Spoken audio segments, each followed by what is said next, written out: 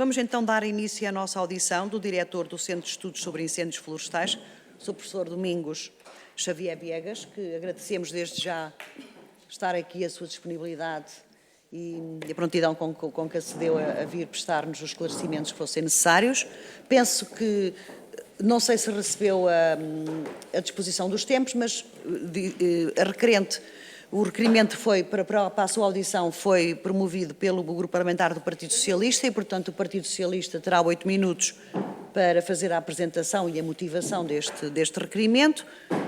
Passar-lhe de seguida a palavra por os mesmos 8 minutos para esclarecer ou para dizer aquilo que entender que deve dizer. Depois passarei aos grupos parlamentares para colocarem as questões que entenderem pertinentes e, no fim, dar-lhe-ei 15 minutos para responder às questões todas que lhe serão colocadas. Portanto, é só para perceber a dinâmica. Assim sendo, eu vou de imediato passar a palavra ao Grupo Parlamentar do Partido Socialista, que penso que é a Sra. Deputada Sofia Canha, certo? Então me faz favor, tem a palavra, Sra. Deputada. Muito obrigada, Sra. Presidente. Também saúdo ao Sr. Professor Domingos Viegas e agradeço em nome do Partido Socialista a ter vindo prestar aqui à Assembleia da República e nesta Comissão alguns esclarecimentos. O Sr. Professor já teve a oportunidade de prestar declarações na Comissão de Inquérito sobre o apuramento das responsabilidades políticas no combate aos incêndios ocorridos portanto, em agosto na região autónoma da Madeira. Temos conhecimento das suas declarações, mas não teremos um relatório final da Comissão de Inquérito, pois foram interrompidos os trabalhos sem que antes estivesse produzido um documento com as principais conclusões, instrumento que, na nossa opinião, se revelaria fundamental para o apuramento das responsabilidades e para a prevenção de episódios semelhantes no futuro e até para a própria produção legislativa. Não obstante, a autonomia político-administrativa da região autónoma e a Assembleia Legislativa ter a prerrogativa de fiscalizar a ação do Governo regional, consideramos pertinente que estas audições se fizessem também na Assembleia da República, pois nas ocorrências de agosto estiveram envolvidas entidades de proteção civil regionais, mas também nacionais. E porque se considera relevante uma boa articulação entre as regiões autónomas e o continente, em planos distintos, em termos de uma coordenação eficiente dos equipamentos, dos dispositivos da proteção civil, de modo a potenciar e melhorar as respostas nas regiões autónomas com menor escala e outras regiões do país com menor escala e até numa perspectiva de potenciar, melhorar a atuação de todas as entidades que atuam nestas áreas da proteção civil. Portanto, eu vou prescindir de fazer o enquadramento inicial para poupar particularmente ao Sr. Professor, que estará já subejamente consciente das ocorrências em questão. Realço que aquilo que se pretende é apurar as falhas operacionais que a melhor análise poderiam ser evitadas e de que modo, na esfera da gestão pública e política, peço desculpa, as decisões afetaram a eficiência da operação no combate a um incêndio que nos traz aqui. O conhecimento e a interpretação dos factos podem contribuir para que sejam tomadas melhores decisões no futuro. Eu sei que é um profundo conhecedor dos sistemas de proteção civil do país e até das regiões autónomas e, tendo tido responsabilidades na gestão da Liga dos Bombeiros Portugueses, está bem habilitado para nos dar um quadro sustentado dos acontecimentos de agosto. Eu vou colocar já, então, as questões para depois a sua análise.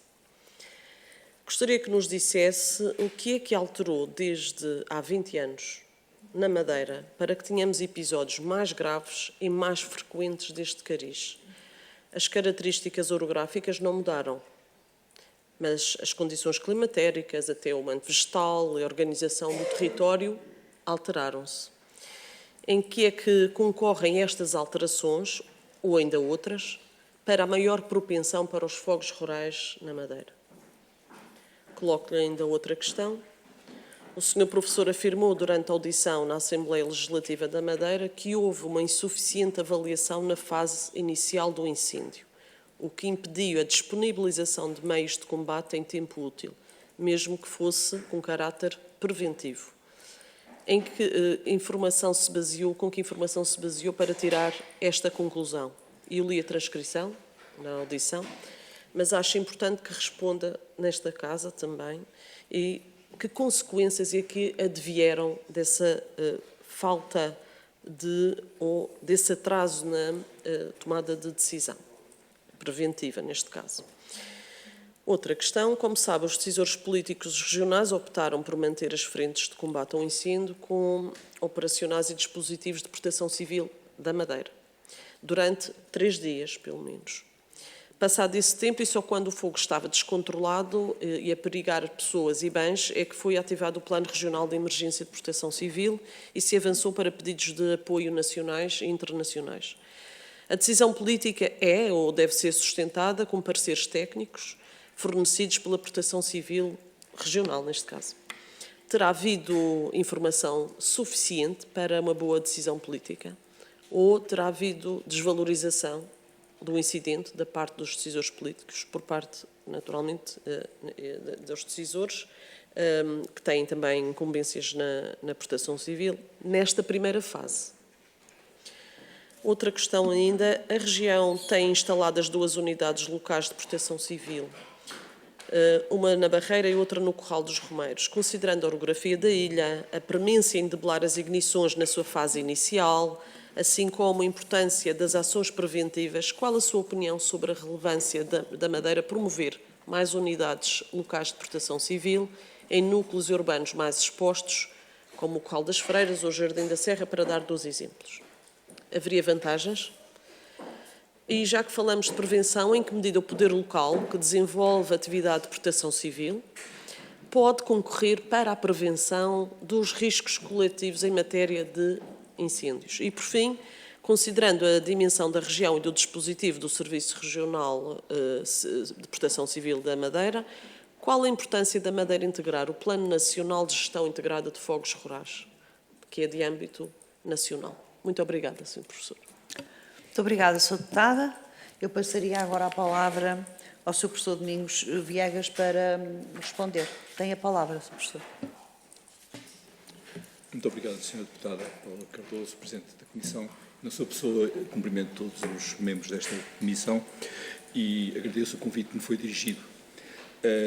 Eu queria fazer, digamos, algumas observações que podem ser, talvez retificativas de algumas coisas que foram ditas. Neste momento, eu não fui ainda ouvido em comissão de inquérito. Não foi? Comissão de inquérito. Na Madeira. Não consegue ouvir? Na Madeira, não. Muito bem. Portanto, algumas das coisas que foram ditas, pronto, muito não bem. sei se não, foi a indicação que eu tive. Digamos, o valor do que vou dizer. Com certeza.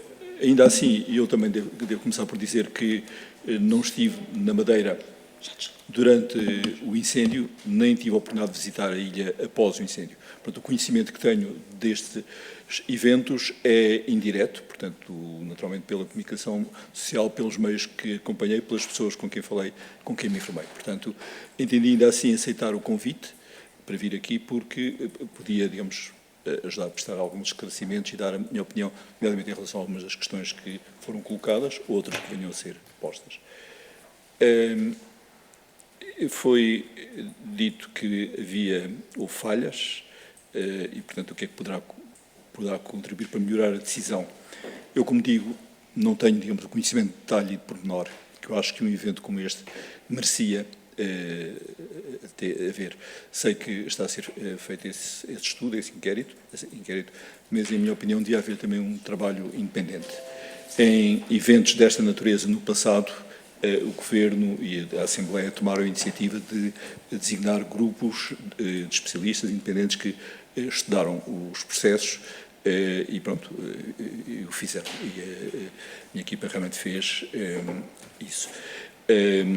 Só também um pequeno preâmbulo, eu, apesar de tudo, conheço a Madeira, conheço também em aspecto na relação a incêndios, estudei o incêndio do Funchal, 2016, visitei a ilha várias vezes para fazer levantamentos de vegetação, topografia, conheço entidades e reuni com elas, portanto, conheço minimamente o processo de organização na Madeira. Conheço outras ilhas atlânticas, nomeadamente os Açores, onde também acompanhei problemas de incêndios florestais, e as Canárias, onde há situações que são talvez ainda mais graves que na Madeira. A Sra. Deputada pergunta o que é que se alterou durante estes últimos 20 anos. Certamente não a topografia, mas claramente o clima, digamos, em todo o mundo e em algumas regiões, particularmente, está a ser cada vez mais grave. Portanto, estamos a ter períodos de temperaturas mais altas, ondas de calor, por vezes precipitação. E embora a Madeira, devido à proximidade do Atlântico, não tenha assim um historial, digamos, muito grande de incêndios, como há, por exemplo, no continente, mas tem de vez em quando eventos. E esses eventos podem ser graves e tendem a ser cada vez mais graves. Portanto, isso claramente se alterou. Certamente também o turismo, portanto, que tem incrementado e que é uma preocupação em todos os países que têm, digamos, uma grande população turística, porque a prioridade de qualquer sistema de proteção serão as pessoas, não só os residentes, mas os visitantes, e se os residentes, por vezes, não estão devidamente sensibilizados e preparados para enfrentar esta realidade dos incêndios, certamente os visitantes e os turistas, por natureza, estão ainda menos. Portanto, eu creio que essas são duas alterações. Houve, julgo que algumas alterações nas estruturas de proteção civil, enfim, não digo que foram assim muito fundas, mas mais tipo a nível de pessoas que foram mudadas, mas não creio que tenha havido uma alteração ao fundo. Eu voltarei a esse ponto quando comentar a questão da ligação ao Sistema Nacional. Perguntou-se se tinha havido insuficiência na avaliação da fase inicial do incêndio. Eu julgo que sim. Como digo, não conheço os detalhes, mas foram-me apresentadas, por exemplo, fotografias do incêndio na sua fase inicial, onde era visível que havia uma viatura dos bombeiros cá embaixo na estrada, numa rotunda, e relativamente perto do incêndio. É claro que era um sítio, podia-se dizer que era perigoso intervir, mas na verdade havia lá um local que estava próximo do fogo, portanto é visível na fotografia. Não quer dizer que fosse possível, digamos, o ataque, mas isto releva a que, por a Madeira ter uma metodologia diferente daquela que usamos no continente, não existe a filosofia do ataque inicial ampliado, musculado. E, dessa forma, seguramente o ataque inicial a este incêndio não foi aquilo que devia ter sido, e nós sabemos bem que o ataque inicial é muito importante. Nós, no continente, temos conseguido reduzir os verdadeiros incêndios a apenas 10% das ignições, devido ao ataque inicial forte. E julgo que, neste caso, deveria ter sido feita uma intervenção dessas. O atraso também no pedido de auxílio externo, desde logo ao continente e depois à Europa. Eu julgo que é claramente essa a situação e essa é a minha opinião, e, como indicou, eu creio que essas tomadas de decisão deviam ser baseadas em dados mais objetivos, eventualmente em posições ou pareceres técnicos, ou eventualmente mesmo até em sinalizadores objetivos, digamos, se verificar estas condições ou aquelas, se há esta previsão desta situação, o sistema deve ser modificado e, eventualmente, devem ser pedidos meios de reforço, como foi o caso da ilha, em que os meios não podem estar em poucas horas lá. Portanto, devia haver mais antecipação nesse pedido. Perguntou-me também a respeito das unidades locais de proteção civil. Eu sou um grande fã das unidades locais de proteção civil, porque entendo que os cidadãos devem ser reforçados na sua capacidade de se protegerem e de protegerem os seus bens. Portanto, quando julgo saber, aqui no continente, essas iniciativas começaram em Águeda, após o incêndio de Águeda de 1986, e as pessoas que viviam junto da floresta entenderam que deviam ser elas próprias a organizar-se e a proteger o que era seu, e, felizmente, no continente essa iniciativa tem sido alargada. Certamente em territórios onde os acessos são complicados e o atraso na chegada pode ser, digamos, demorado, pode ser grande, era fundamental haver mais instituições dessas, unidades locais. Perguntou-me a respeito do papel do poder local. Eu também direi que é fundamental. Aliás, esta audição, quando recebi o convite, era para falar da gestão de meios de proteção civil no incêndio. Ora, a minha opinião, os incêndios, o risco de incêndio é um risco muito abrangente, abrange várias facetas, tem várias componentes e a resposta a ele também envolve várias instituições, não apenas a proteção civil. E por isso nós temos que olhar para o problema em toda a sua envolvente. Naturalmente, as entidades do poder local são fundamentais. Eu tive a oportunidade de falar com uma comandante municipal do Conselho de Ponta do Sol, que foi afetada pelo incêndio, portanto faz parte do poder local do município, e também conheço várias situações de presidentes de junta, não na Madeira, mas aqui no continente, onde o papel deles é extremamente importante, não apenas para sensibilizar as pessoas antes, durante o incêndio, e portanto o que fazer, e é extremamente importante. Também é importante na questão da gestão dos combustíveis, na preparação das comunidades para, eventualmente, se retirarem. E, não sei se estou a escutar. Okay, Terá depois tempo no final para completar aquilo que entender, mas poderá terminar o raciocínio. Era só a última questão, que era sobre a inclusão no plano nacional. Eu julgo que era toda a vantagem, obviamente com todo o respeito pela autonomia da região. Eu creio que era muito importante a Madeira e os Açores acompanharem o que se está a fazer no continente, porque neste tema dos incêndios não estamos isolados. Mesmo em Portugal, no continente, estamos ligados à Europa, e nós na Europa, pelo menos a comunidade científica, trabalha com todos os países e com a comunidade europeia no sentido de se olhar para o problema de um modo abrangente, se definirem princípios e objetivos e enfim, linhas de conduta comuns e que sejam seguidas por todos, independente do país. Outra coisa é a governação do risco. A governação do risco pode ser feita de maneiras diferentes aqui, na Madeira, nos Açores, ou seja, mas se tivermos os mesmos princípios, isso era fundamental para a cabeça. Muito obrigada. Vamos agora iniciar a ronda de questões dos vários grupos parlamentares e darei então a palavra agora ao grupo parlamentar do PSD, a deputada Paula Margaride tem a palavra. Senhora Presidente, muito obrigada. Cumprimentar as senhoras e os senhores deputados e um cumprimento muito especial ao senhor professor, Dr. Domingos Xavier Viegas. É um gosto tê-lo aqui nesta Assembleia da República, ainda que lamentavelmente por esta iniciativa. E digo já porque, lamentavelmente, é um gosto escutá-lo, mas efetivamente não nesta sede, uma vez que os deputados à Assembleia da República, para além de competência legislativa, têm competência de fiscalização do Governo da República e não de fiscalizar o Governo Regional da Madeira, que tem sim, na Assembleia Legislativa da Região Autónoma da Madeira, o órgão de fiscalização.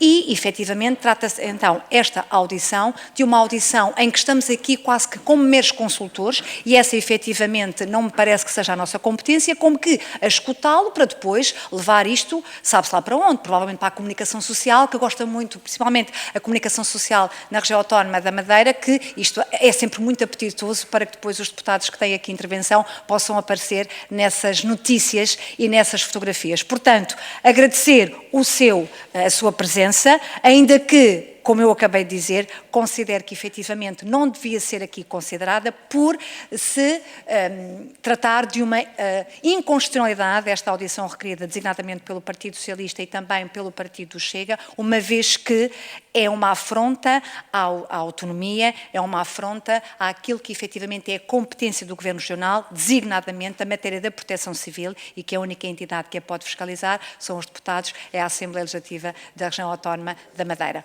Nessa sequência do que foi dito, e por coerência, como deve imaginar, Sr. Professor, não lhe farei nenhuma pergunta, porque será em sede da Assembleia Legislativa da Região Autónoma da Madeira, onde foi constituída uma comissão de inquérito, que efetivamente as audições estão a decorrer. E ainda que suspensa, é um argumento pueril, volto a repeti-lo, porque já ontem referi, e ainda que suspensa, efetivamente está suspensa porque houve uma dissolução, efetivamente em face de uma moção de censura que ali foi apresentada pelos partidos políticos intervenientes na mesma. Portanto, Sr. Professor, muito obrigada, e por uma questão de coerência, volto a dizer, não irei fazer nenhuma pergunta, porque serão os colegas da Madeira e não aqui os deputados da Assembleia da República, designadamente os do PSD, que lhe farão qualquer pergunta nesta sede. Muito obrigada.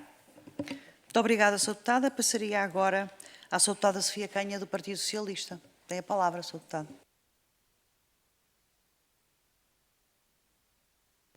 Muito obrigada. Deixo aqui só também outras duas questões para reflexão. O protocolo de cooperação entre o Consórcio de Emergências de Gran Canária e o Serviço Regional de Proteção Civil, que está inscrito no Plano Regional de Emergência de Proteção Civil, está a vocacionar para a cooperação em emergência, tais como os incêndios florestais, rurais, agora, acidentes graves, inundações, entre outras situações mais graves. No entanto, não foi acionado. Não seria caso para ativar este protocolo antes mesmo de terem sido ativados mecanismos, meios do Mecanismo Europeu de Proteção Civil pelo Governo da República, até porque a proximidade das Ilhas Canárias é maior, portanto a proximidade é maior, portanto é mais curta a distância, e está de facto previsto no Plano Regional de Proteção Civil este mecanismo que depois não foi ativado em tempo útil. E termino só também com uma pergunta que é de caráter mais amplo e que se prende com as bases da proteção civil. A lei é de 2016,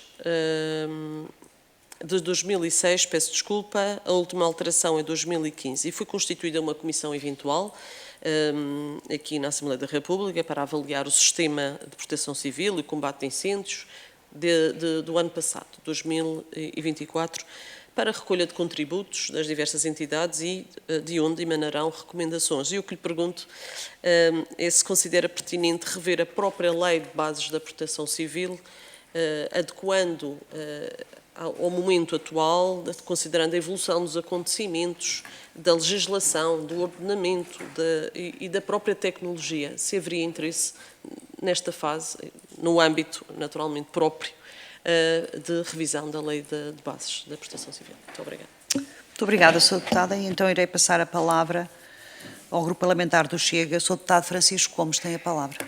Muito obrigado, Sra. Presidente, Sras. e Srs. Deputados, Sr. Diretor do Centro de Estudos de Incêndios Florestais, Professor Dr. Domingos Xavier Viegas. Sr. Professor, registro e agradeço a sua presença nesta comissão, na certeza de que as suas declarações e as informações que vai partilhar connosco, que já partilhou e que irá partilhar mais, são e serão úteis para perceber melhor os contornos de uma tragédia que afetou de forma muito negativa a região autónoma da Madeira e a sua população. E nesse sentido, Sr. Professor, permita-me recordar aqui uma observação que foi feita ontem, nesta mesma comissão, por uma pessoa que conhece muito bem, o Professor Dr. Tiago Oliveira, lembrou-nos, e deixe-me citar o que ele disse ontem. Ele disse: o respeito pelas autonomias não significa que não se possa, ou até que não se deva, discutir o conhecimento prático e técnico, para que a decisão política possa ser sempre feita e assumida de forma sustentada. Acho que é uma ideia fundamental que nos une e que nos motiva, e é movido para ela que eu gostava de colocar duas questões diferentes, Sr. Professor. A primeira questão tem a ver com declarações que foram dadas ao público. No dia 22 de agosto, por uma pessoa que também deve conhecer, o Dr. Duarte Caldeira, Presidente do Centro de Estudos e Intervenção em Proteção Civil e antigo Presidente da Liga dos Bombeiros. Na ocasião, ele estava a refletir sobre a relação entre técnicos e políticos em matérias de incêndio e de gestão florestal. E ele disse isto na dita reportagem. Ele disse: falta definir onde começa e acaba a intervenção do decisor político e onde começa e acaba a intervenção do decisor técnico. E depois diz isto: na Madeira, a intervenção técnica foi relegada para segundo plano, em função de questões que não têm nada a ver com o plano técnico. Fim de citação. E estão aqui dadas ao público, como referi, em agosto de 2024. Obviamente que isto é uma observação que vem de uma pessoa experiente, conhecedora, mas que nos inspira, professor, alguma preocupação. Porquê? Porque sugere de forma bem evidente que numa altura que era decisiva para o património natural, para o património edificado e possivelmente para a vida das populações, interesses político-partidários prevaleceram sob a clarividência técnica que porventura se impunha na ocasião. Pelo que sabe, pelo que o professor sabe de primeira ou de segunda mão do que se passou na Madeira no mês de agosto, eu gostaria de saber a sua opinião sobre estas declarações específicas, nomeadamente se a seu ver o equilíbrio técnico e político foi ou não salvaguardado nas decisões tomadas. Professor, a segunda pergunta. Também no dia 22 de agosto, mas noutro canal, na CNN, o engenheiro Nuno Formiga, que é professor na Universidade do Porto, expressou preocupações ao nível do impacto dos incêndios nas redes de abastecimento de água. E falando especificamente na zona do Polo da Serra, o engenheiro Nuno Formiga referiu quanto a esta zona, que é a principal zona de recarga dos aquíferos, lembre-se, e que atua como um motor de infiltração da água da chuva. Ele disse isto: as cinzas que ali se formam não tendem a ser arrastadas, mas sim a concentrar-se, dificultando a transição de água da chuva para as redes de água subterrâneas. E a pergunta que eu coloco, Sr. Professor, é se, no seu entender, se na sua opinião, a questão do abastecimento de água está a ser devidamente analisada da parte de quem a compete. Como o professor bem sabe, a Madeira não tem nascentes propriamente ditas. A água das levadas vem de cima, vem da chuva. E esse recurso tão fundamental para o setor primário, para a vida na região, a minha pergunta, está ou não a ser devidamente protegido e salvaguardado, tendo em conta as declarações de pessoas como o senhor engenheiro que agora citei, que obviamente é um conhecedor desta matéria. Essa é a minha segunda e a minha última pergunta. Muito obrigado, Sr. Professor. Muito obrigado. Muito obrigada, Sr. Deputado. Eu irei passar a palavra ao Sr. Professor para responder às questões que lhe são colocadas, mas se me permitem um bocadinho este momento, um bocadinho mais sentimentalão, sei que o Sr. Professor acompanhou, eu sou da Águeda, riu-se, eu sou da Águeda e, portanto, sei que escreveu e que fez um grande trabalho com um livro intitulado Cercados pelo Fogo em Águeda, que eu lhe agradeço e esperava que tivéssemos retirado grandes lições em 1986, quando 13 bombeiros, mais 3 civis, faleceram nesse enorme incêndio que eu me lembro como se hoje se tivesse a acontecer. Alguns eram meus familiares e, portanto, agradeço-lhe e presto-lhe até aqui o meu reconhecimento pelo cuidado que teve com a Águeda, a homenagem que presta aos bombeiros e pelo livro que nos dedicou, o que eu tenho que lhe agradecer e peço-lhe desculpa a todos por este momento. E agora iria passar-lhe a palavra para responder às questões que lhe foram colocadas. Muito obrigada, Sr. Professor. Muito obrigado, Sr. Presidente. Relativamente ao comentário que foi feito pela deputada do PSD, eu não vou comentar mais. A minha intervenção aqui vai ser sobre aspectos de direito técnicos e científicos. Estou ciente, digamos, da estreita relação entre, digamos, a ciência e a política, a atuação operacional nestes casos, mas naturalmente não vou entrar em questões, digamos, de natureza partidária. Nem queria, certamente, imiscuir-me em questões de autonomia, respeito à autonomia, aliás, que respeito completamente. Relativamente às questões que me foram colocadas sobre a lei de bases, eu creio que não percebi bem se estava-se a referir à lei de bases nacional ou da Madeira. Nacional, sim. Pois. Eu fiz parte do Observatório Técnico Independente aqui nesta casa, portanto, que acompanhou durante vários anos toda a legislação que existia, que estava a ser produzida ou, enfim, poderia fazer falta e também olhamos também para a lei de bases nessa altura. A minha opinião, vá lá, mais pessoal, não estou a referir propriamente ao OTI, é que a lei de bases, sendo uma lei fundamental, devia ser estável, portanto, não devia ser alterada por qualquer coisa, nem sequer por um evento grave que houvesse, mas obviamente pode ser aperfeiçoada. E nesse sentido entendo que tudo o que seja possa contribuir para melhorar, portanto, a lei, nomeadamente o reconhecimento destes vários avanços que a ciência e a tecnologia trouxeram, portanto, novas ferramentas, novos meios para suportar, digamos, as decisões, eu penso que é válido.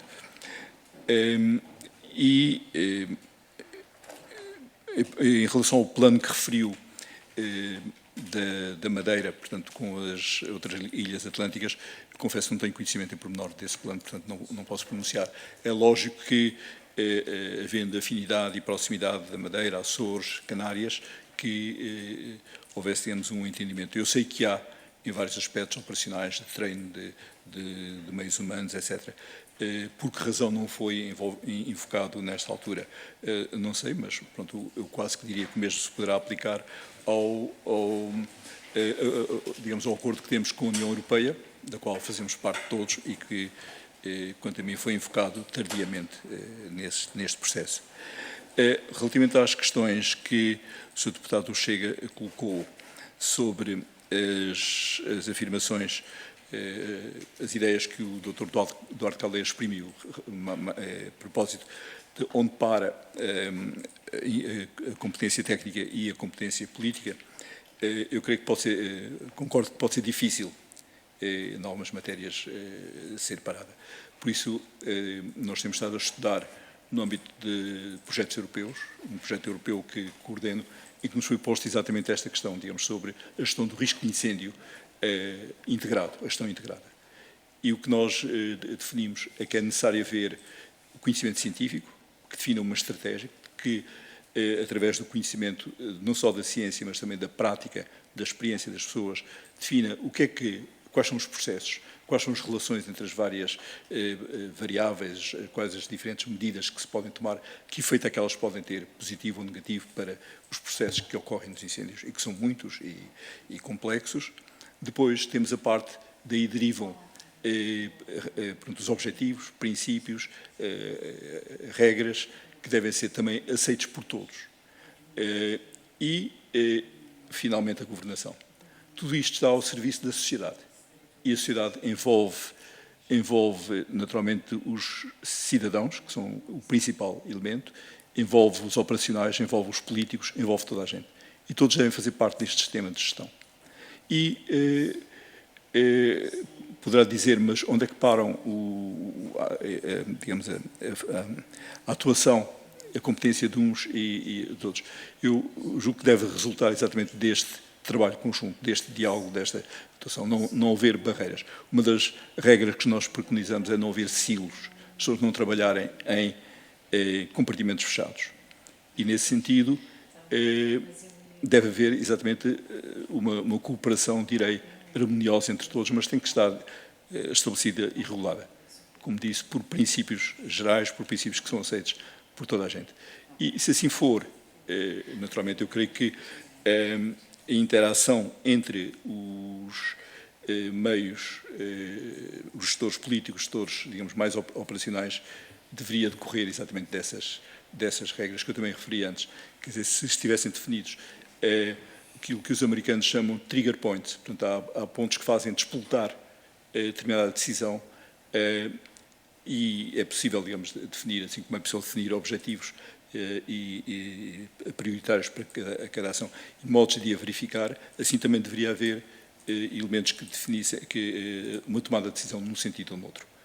Quando não existe conhecimento, quando não existem esses princípios, não existem essas regras, quando se chega à decisão operacional, eu direi que vale tudo é possível. E chega-se ao arbítrio. É daí que eu entendo que deveria haver, de facto, mais aprovação, aprofundamento de tudo isto e uma visão mais integrada de todo o problema. E isto, como já disse, julgo que é independentemente do território que nos estamos a defender, independentemente do órgão onde estamos a discutir e a analisar estas questões. Portanto, na Madeira, naturalmente, isso. Quanto à questão dos aquíferos, eu não conheço a situação concreta do que se está a passar na Madeira. Concretamente, digamos, estão a ser tomadas medidas para recuperar a qualidade da água, mas conheço o problema também aqui no continente e sei que é um problema muito extenso. Aqui já não falamos apenas de captação de águas, mas, enfim, subterrâneas, por vezes, que podem ser contaminadas, mas mesmo grandes bacias hidrográficas que alimentam grandes cidades, nomeadamente a cidade de Lisboa, que podem ser afetadas pelos incêndios. E se não forem tomadas medidas, se possível antes, mas logo a seguir aos incêndios, que evitem essa contaminação, portanto, podemos ter problemas graves para a saúde das populações. Como digo, não sei o que está a ser feito, mas eu entendo que um estudo do incêndio de agosto de 2024 na Madeira deveria abarcar todos estes pontos que foram referidos. Muito obrigada, Sr. Professora. Agradeço-lhe mais uma vez a disponibilidade de vir aqui dar-nos este contributo e estas respostas e terminamos assim então a nossa audição e despeço-me de todos. Muito obrigada.